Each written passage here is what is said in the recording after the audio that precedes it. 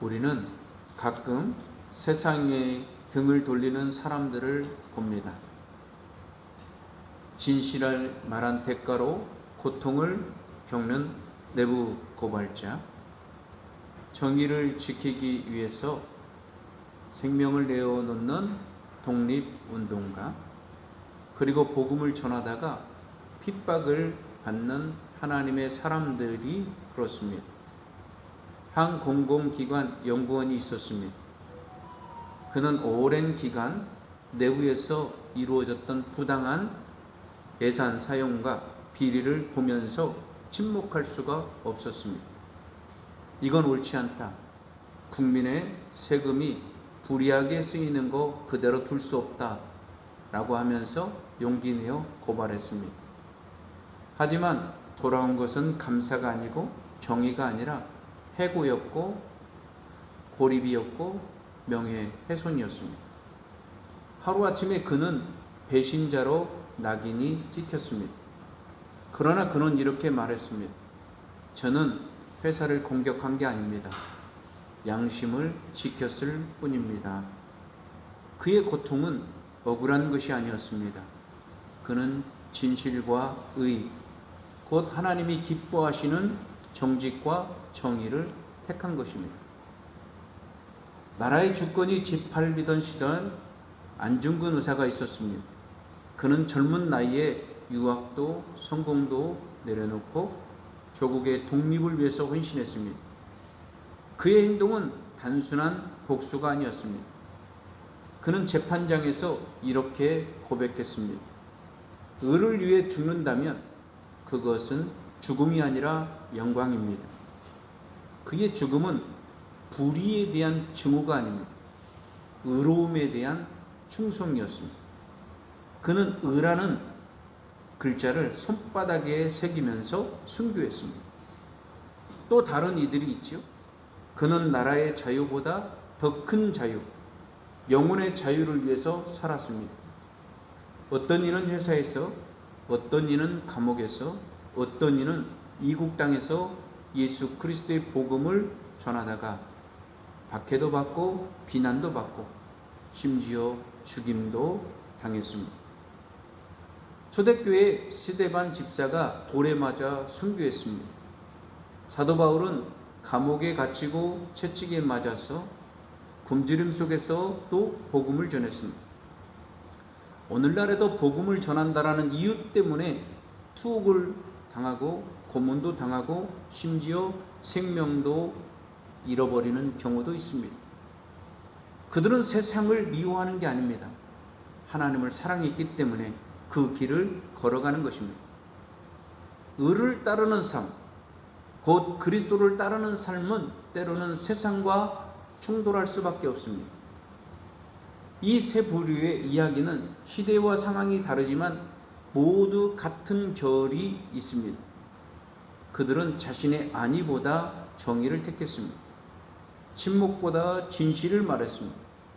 타협보다 양심과 믿음을 선택했습니다. 그들의 고난은 세상이 주는 불행이 아닙니다. 하나님의 뜻과 진리를 따르는 필연적인 삶이었습니다. 오늘 예수님은 그런 사람들을 향해서 이렇게 말씀하는 겁니다. 10절부터 12절 말씀 같이 봅니다. 의를 위하여 핍박을 받는 자는 복이 있나니 천국이 그들의 것임이라. 나로 말미암아 너희를 욕하고 박해하고 거짓으로 너희를 거슬러 모든 악한 말을 할 때에는 너희에게 복이 있나니 기뻐하고 즐거워하라. 하늘에서 너희의 상이 큼이라. 너희 전에 있던 선지자들도 이같이 박해하였느니라. 아멘. 예수님은 우리에게 이렇게 도전하시는 겁니다. 의롭게 살려고 하면 세상과 부딪힐 수밖에 없다. 그러나 그 고난은 절대로 헛되지 않는다. 그 이유는 거기에 하나님의 나라가 이미 임하기 때문이다 라고 말씀하는 겁니다. 우리는 날마다 이 선택의 기로에 서 있습니다. 진실을 말할 것인가 침묵할 것인가, 정의를 지킬 것인가 편안함을 선택할 것인가, 복음을 숨을 것인가 복음을 전할 것인가 선택해야 됩니다. 그런 우리에게 예수님은 이렇게 말씀하는 거예요. 의를 위하여 핍박을 받는 자는 복이 있다라고 말씀하는 거예요. 그 복은 세상이 주는 복이 아니라 하늘이 주는 복, 하나님의 상급과 하나님의 임재가 거기에 있다라고 말씀하는 거죠. 10절 말씀에 의를 위하여 핍박을 받는 자는 복이 있나니 라고 말하죠. 여기서 의를 위하여 라는 말이 무엇입니까? 제가 계속해서 팔복을 이야기하면서 말씀하죠. 성경에 나오는 의는 단순한 윤리적인 선행이 아니라 하나님과의 올바른 관계라고 이야기했습니다. 하나님과의 관계가 올바르게 세워지는 것, 의라는 겁니다. 하나님과의 관계가 올바르게 세워지면 자연스럽게 사람과의 관계가 올바르게 되고 세상과의 관계도 올바르게 된다는 겁니다. 하나님과의 관계가 바른 기초라는 겁니다.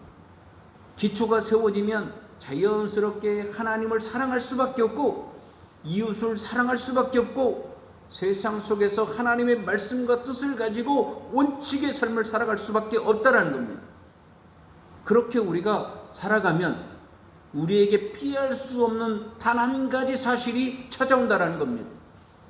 그것은 바로 세상과의 충돌입니다. 왜냐하면 하나님의 법칙과 세상의 법칙은 서로 다르기 때문입니다. 세상의 법칙은 나의 유익과 나의 편안함을 우선하는 겁니다. 그러나 하나님의 법칙은 하나님의 말씀과 사랑, 진리와 순종을 우선하는 겁니다. 세상은 성공이 복이라고 말합니다. 그런데 하나님은 순종이 복이라고 말씀하는 겁니다. 그러기에 하나님의 법칙과 세상의 법칙은 시시때때로 충돌하게 되어 있습니다. 그러기에 하나님의 뜻대로 살아가는 사람은 반드시 세상과 충돌할 수밖에 없습니다. 그 충돌은 이상한 일이 아니고 하나님의 나라의 가치를 가지고 살고 있다라는 증거라는 겁니다. 그래서 디모데후서 3장 12절에는 이렇게 말씀하죠. 무릇 그리스도 예수 안에서 경건하게 살고자 하는 자는 박해를 받으리라. 아멘. 오늘 본문도 이렇게 말씀하는 거예요. 의를 위하여 박해를 받는다라고 말씀하는 겁니다. 그러니까 하나님의 말씀은 일관되는 겁니다. 하나님의 뜻대로 살고자 하면 반드시 세상과 충돌할 수밖에 없다라는 겁니다. 이 충돌은 애가 없다라는 겁니다. 예수 그리스도를 믿고 그 믿음으로 살려고 하면 당연하게 일어나는 일이는 겁니다.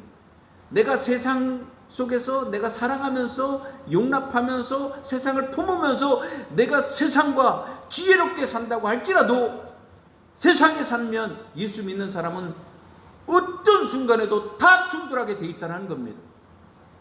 그러기에 예수님은 이런 충돌이 일어날 것을 예측하시면서 이렇게 말하는 겁니다.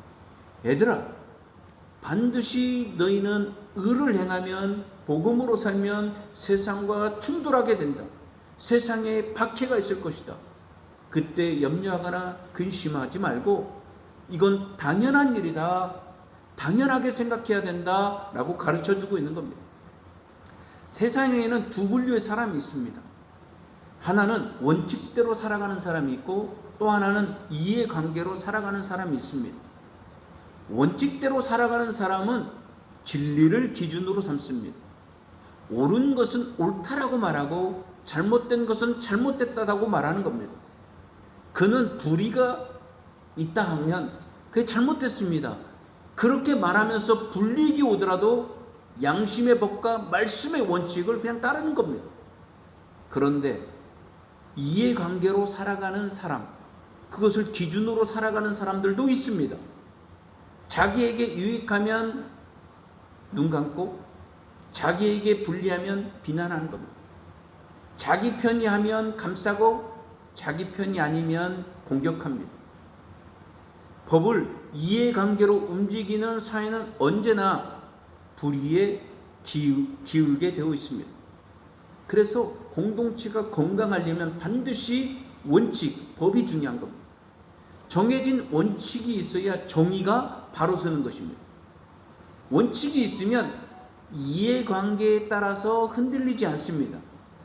그러나 그 원칙이 없으면 때로는 자기의 이해관계에 따라서 자기가 좋으면 옳고 자기가 싫으면 나쁜 겁니다.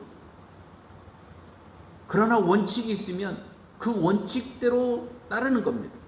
그러면 불이익도 옵니다. 손해도 옵니다. 여러 가지 오해도 옵니다. 그것이 바로 의를 위한 고난이라 성경은 그렇게 말하는 거예요. 그것이 바로 하나님의 의에 참여한 증거다. 그것이 바로 예수님의 제자의 표지이다. 이렇게 말하고 있는 거예요. 세상은 그런 사람을 향해서 이렇게 말하죠. 융통성이 없는 사람이다. 꽉 막힌 사람이다. 상종 못할 사람이다. 라고 말해요. 그런데 하나님은 그런 사람을 향해서 복 있는 자다. 천국이 그들의 것이다. 이렇게 말씀하고 있는 거예요. 세상은 의를 위해서 박해받는 자들을 향해서 너희는 실패한 자다 라고 말하지만 하나님은 그들을 향해서 복 있는 자다 이렇게 말하는 거예요. 왜냐하면 그렇게 살아가는 것이 하나님의 나라이고 하나님의 질서이기 때문입니다. 그렇게 살아가는 것이 하나님께서 인정하는 자이기 때문이라는 거예요. 예수님도 이렇게 말씀하는 거예요. 의를 위해서 박해받는 자들은 불행한 자가 아니다. 그들은 천국이 있다라고 말씀하고 있는 거예요. 여기서 주목해야 될 것이 뭐냐? 천국이 그들의 것입니다 라는 말에 동사 있다라는 말을 주목해야 돼요. 이 말은 현재형입니다.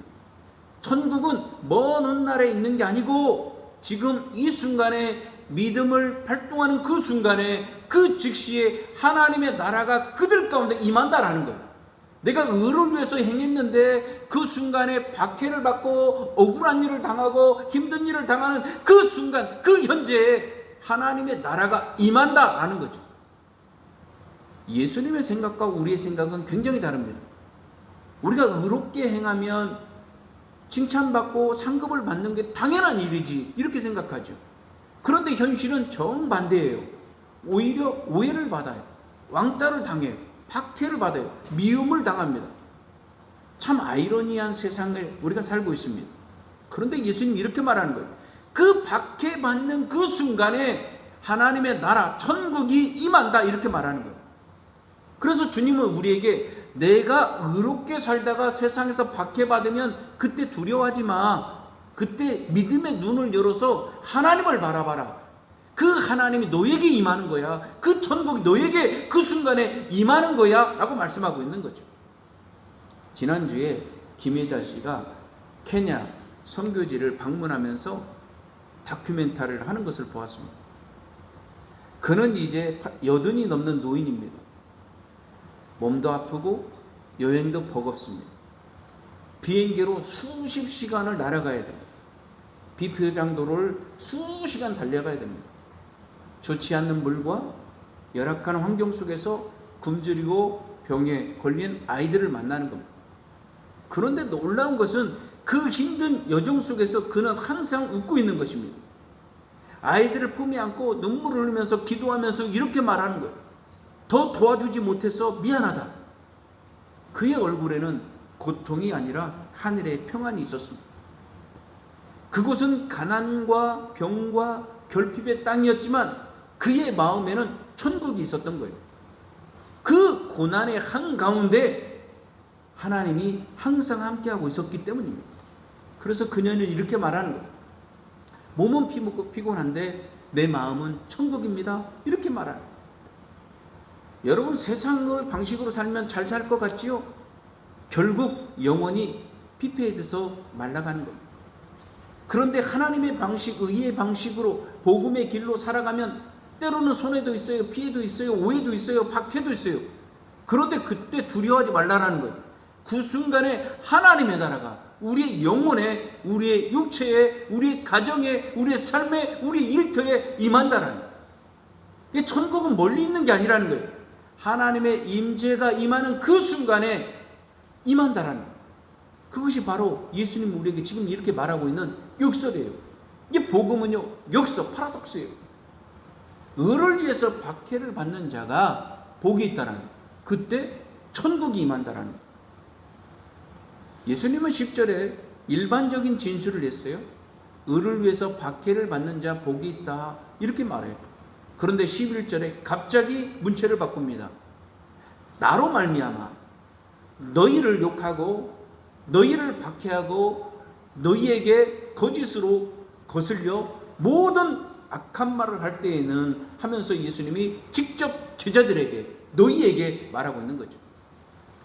예수님은 3절부터 10절까지 팔복을 이야기하면서 3인칭의 단어를 쓰는 겁니다. 모든 사람들에게 3인칭의 단어를 썼습니다. 그런데 11절 이하부터는 2인칭의 단어를 사용하고 있는 거예요. 너희에게, 제자들에게, 이 말씀을 듣는 각 사람들에게 예수님이 이렇게 말하는 거예요. 그 이유가 뭡니까? 예수님은 지금 다수에게 지금 말씀하고 있지만 결국 그 말씀은 너희가 들어야 돼. 각 사람 한 사람 한 사람들이 들어야 될 이 말씀이다 라고 말하고 있는 겁니다. 예수님을 따르는 모든 사람, 예수님을 믿고 의를 위해서 살아가고 있는 모든 사람, 예수님을 위해서 살겠다고 하는 이 모든 사람, 각 사람에게 예수님을 위해서 박해가 있는데 그 박해가 있다는 사실을 너희들 명확히 알아야 돼 라고 말씀하고 있는 거죠. 많은 사람들이요, 주님의 말씀을 듣고 감동을 받는데 그 말씀이 나의 이야기로 듣지 않으면 그 말씀에는 아무런 열매가 없는 겁니다. 그래서 예수님은 팔복의 마지막에 문체를 바꾸면서 이렇게 이야기하는 거예요. 집단 모든 사람들에게 다 예수님의 말씀을 전하지만 이것은 너 한 사람 개인적으로 결단하고 개인적으로 그렇게 살아내야 된다 이렇게 말씀하고 있는 거죠. 예수님은 군 중에 한 사람으로서 너희가 머물면 안 되고 너희는 제자로서 개인적으로 결단해서 순종하고 헌신의 자리로 나아가야 된다 이렇게 말씀하는 거죠. 오늘날 교회가 이런 위험 속에 있습니다. 많은 사람들이 예배를 드려요, 설교를 들어요. 그런데 이 말씀은 우리에게 주신 말씀으로만 듣는 겁니다. 하지만 그 말씀이 나에게 주신 말씀인데도 불구하고 나에게 주신 말씀으로 듣지 않는다라는 거예요. 그 결과 복음은 감동이 됩니다. 그런데 개인적인 삶은 변화가 없는 거예요. 아니 그렇게 수없이 숱한 날 매주마다 설교를 듣는데 그 인생의 삶에 성도들의 삶에 변화가 없는 거예요.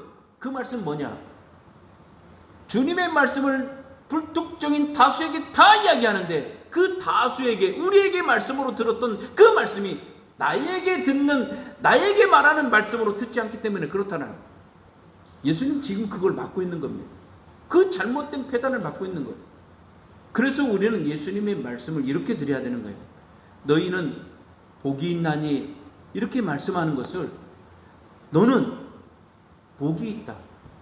너는 예수님 때문에 복이 있다. 네가 예수님의 진리를 붙잡고 살고 있기에 너는 복이 있다. 이런 말씀으로 드려요. 모든 사람에게 우리는 이렇게 말하지만 그 우리는 나를 이야기하고 있구나. 그렇게 드려야 된다는 거예요. 예수 믿는 사람들은 예수님 때문에 박해를 받습니다. 그렇다면 그 박해의 내용이 뭡니까? 오늘 11절 이렇게 말해요. 너희를 욕하고 박해하고 거짓으로 모든 악한 말을 할 때에 라고 말하죠. 세 가지를 이야기하는 겁니다. 욕한다 라는 말이죠. 이 말은 수치를 준다, 낙인을 찍다라는 거예요. 우리가 예수님 뜻 안에서 진실하게 정직하게 살면 세상은 우리를 향해서 이렇게 말하는 겁니다. 너 예수 믿지? 그 말 속에는 조롱과 냉소, 보이지 않지만 악담이 있다라는 거예요. 믿는 사람들을 세상에 낙인을 찍는 겁니다. 둘째는 박해를 당한다라는 거예요. 이 말은 쫓아내다, 사냥하다라는 뜻입니다. 예수님을 믿는다라는 이유로 적극적으로 괴롭힌다라는, 직장에서 학교에서 인간관계 속에서 왕따를 시키고 배척을 시킨다 이 말이에요. 그리스도를 따르는 삶이 때로는 불편한 존재로 살아갈 수밖에 없다라는 거죠. 셋째는 거짓으로 모든 악한 말을 한다라는 말입니다. 이 말은 사실을 왜곡하는 거죠. 선한 행위를 악으로 몰아가는 사회적 공격을 말하는 겁니다. 이게 성도들이 정직하게 살아요? 순수하게 살아요? 근데 세상은 뭐라고 말해요? 위선이다라고 비난해. 교회가 사랑을 실천합니다. 그런데 세상은 뭐래요? 가식이다 이렇게 말해요. 이것은 단지 초대교회 시대에서 이야기한 말이 아닙니다. 오늘날에도 여전히 이렇게 존재해요. 예수님을 믿는다라는 이유로, 혹은 정직하게 바르게 산다라는 이유로 너무 고지식해, 융통성이 없어, 이런 말을 듣습니다. 교회가 진리를 붙잡고 세상을 향해서 섬기고 사랑하면 세상은 이렇게 말해요. 종종 교회를 비난하죠. 교회가 한 게 뭔가 있어? 이렇게 말해요. 그런 우리에게 예수님은 이렇게 말하는 거예요. 그래도 세상은 그래도 너희에게 복이 있다라고 말하는 거예요.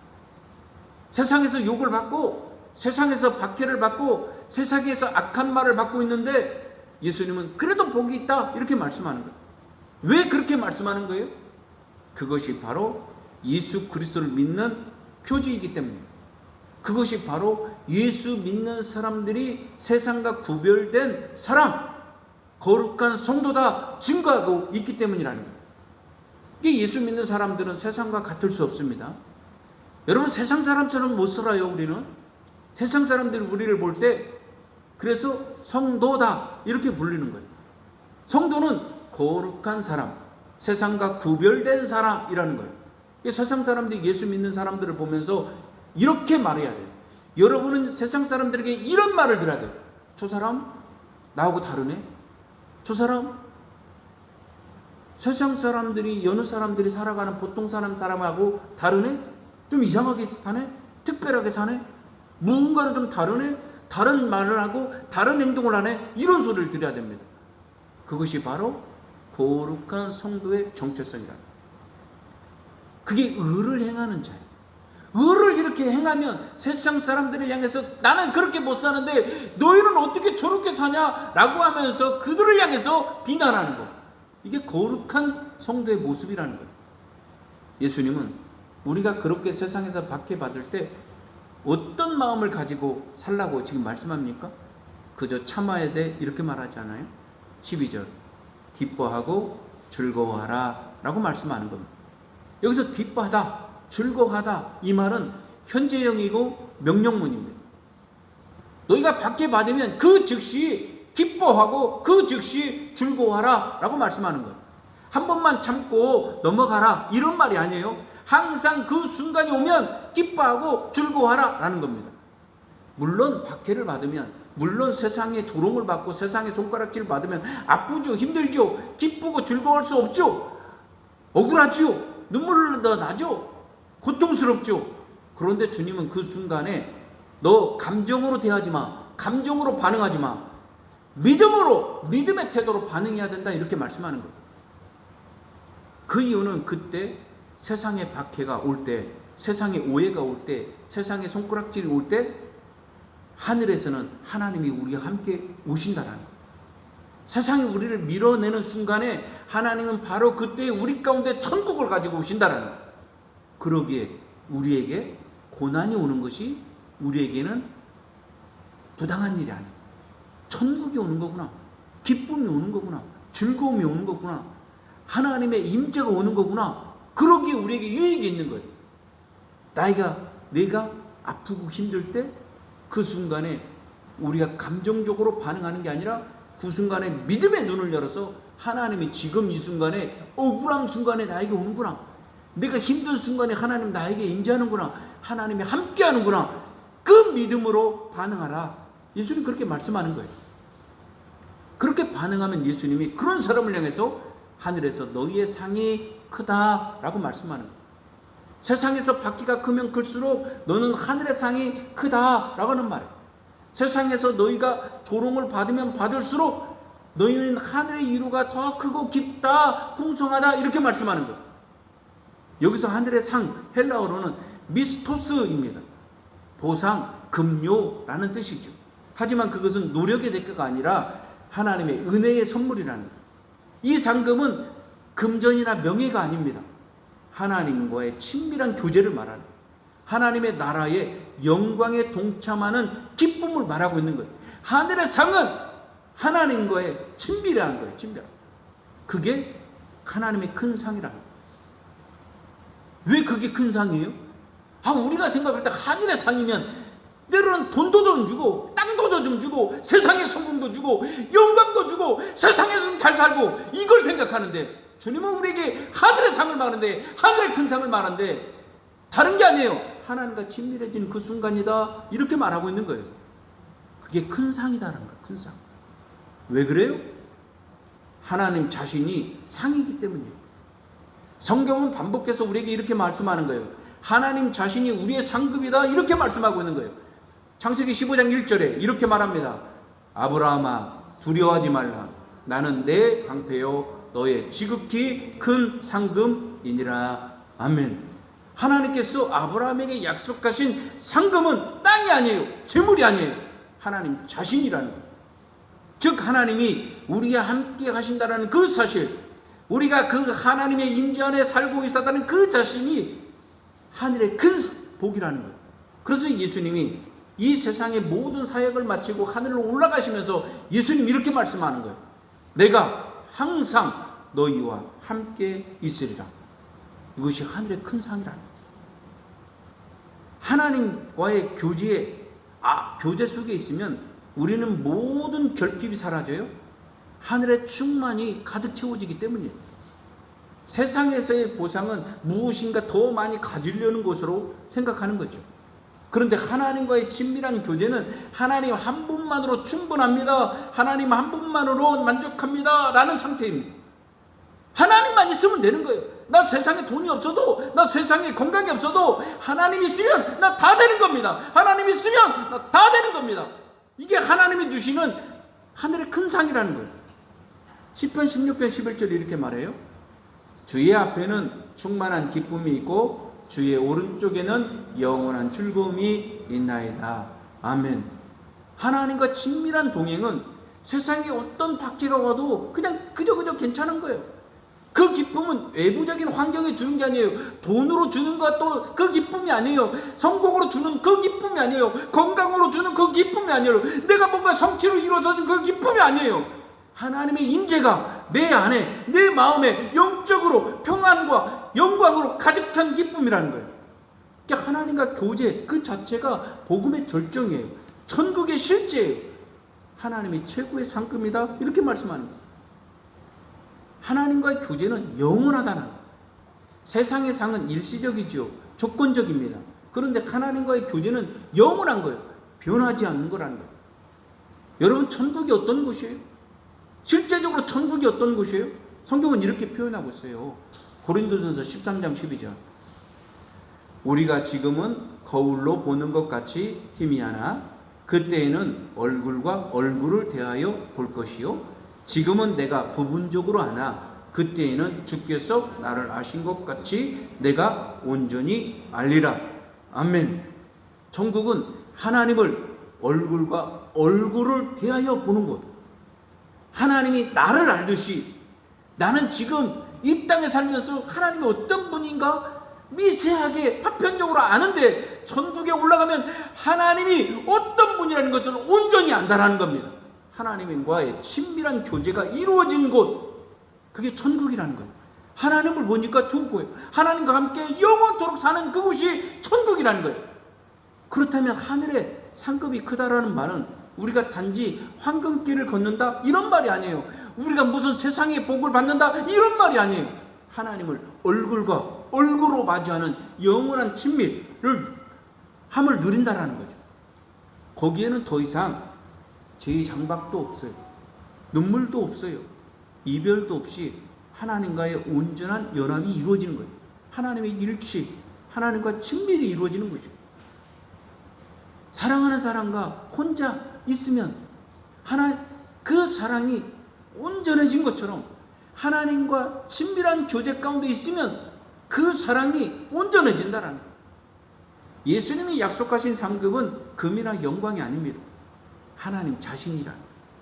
하나님과 친밀한 교제하는 자는 더 이상 이 세상에 의존하지 않아요. 하나님의 사랑과 그 임재 안에서 완전한 자족과 만족, 감사를 누리는 거예요. 그분이 나의 상급이고 그분이 하늘에서 큰 복입니다. 그렇게 살아가는 것입니다. 12절에 그러죠. 그렇게 살아간 사람들이 많았다라는 거예요.